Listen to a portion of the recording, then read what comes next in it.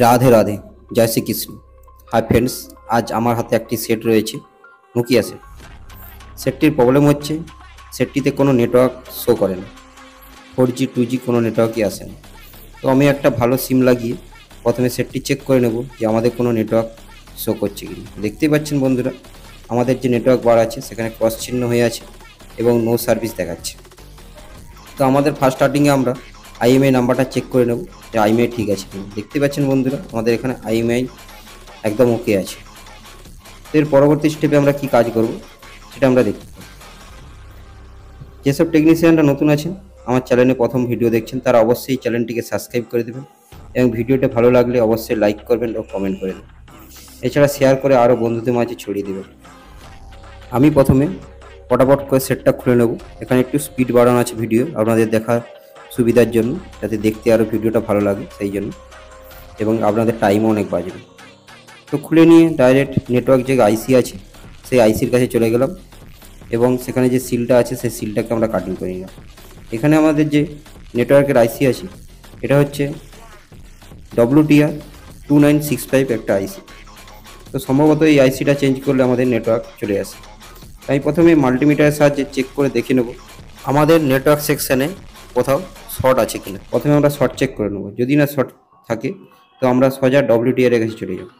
আমাদের এই সেটটাতে কোনো কিছু শর্ট নেই, আমরা দেখতে পেলাম। এবারে আমরা ডাইরেক্ট আমাদের যে নেটওয়ার্ক আইসি আছে WTR সেখানে চলে যাব। এই আইসিটাকে আমরা প্রথমে চেঞ্জ করে দেখব যে আমাদের কাজটা সাকসেসফুল হয় কিনা।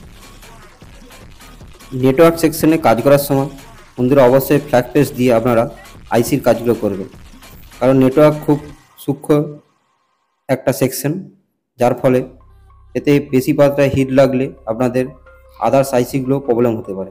সেহেতু আপনারা ফ্ল্যাগ পেজ দিয়েই কোনো আইসির কাজ করবেন। আইসি ওঠানো কমপ্লিট হয়ে গেলে আমাদের যে ডিসোল্ডারিং উইক আছে সেই উইকের সাহায্যে যেসব এক্সট্রা রাংগুলো আছে সেই রাংগুলোকে আমরা পরিষ্কার করে নেব। বোর্ডটাকে ঘুরিয়ে ঘুরিয়ে পরিষ্কার করব, কারণ অনেক সময় এক সাইড দিয়ে আমরা পরিষ্কার করতে গেলে তখনই কিন্তু অনেক কম্পোনেন্ট ওই ডিসোল্ডার উইকের সাহায্যে উঠে চলে আসে।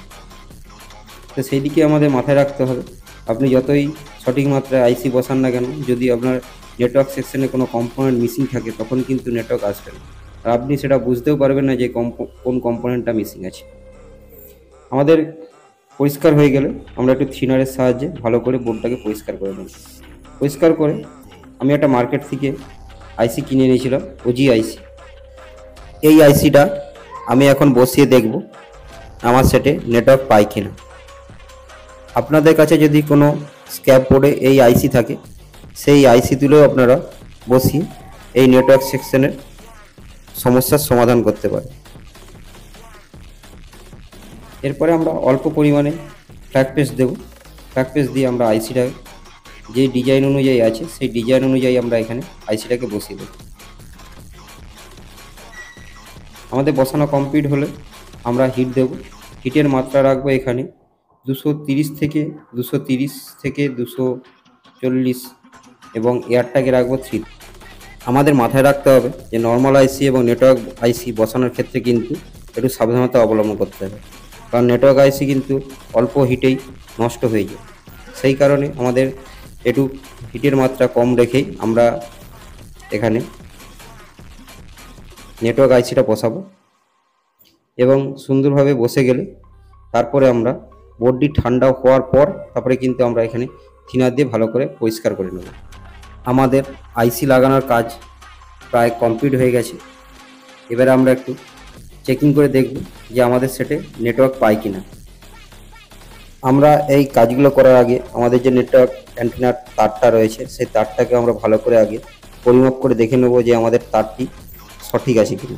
তারপরেই কিন্তু আমরা আইসির কাজ করব।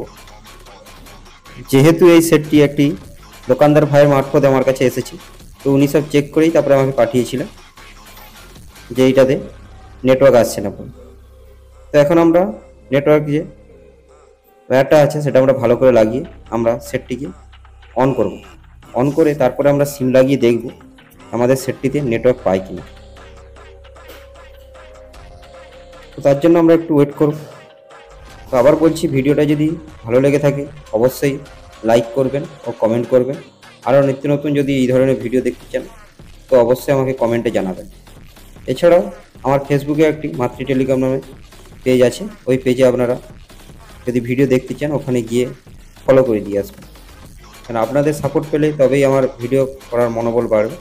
বন্ধুরা, আমরা দেখতে পাচ্ছি এখানে আমাদের 4G নেটওয়ার্ক শো করে গেছে।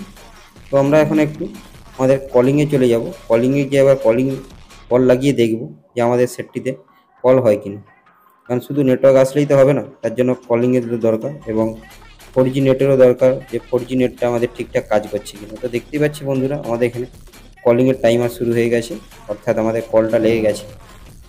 এবারে আমরা একটু ইউটিউব চালিয়ে দেখে নেব যে আমার সেটটিতে আমাদের নেটওয়ার্ক ঠিকঠাক মতো কাজ করছে কিনা।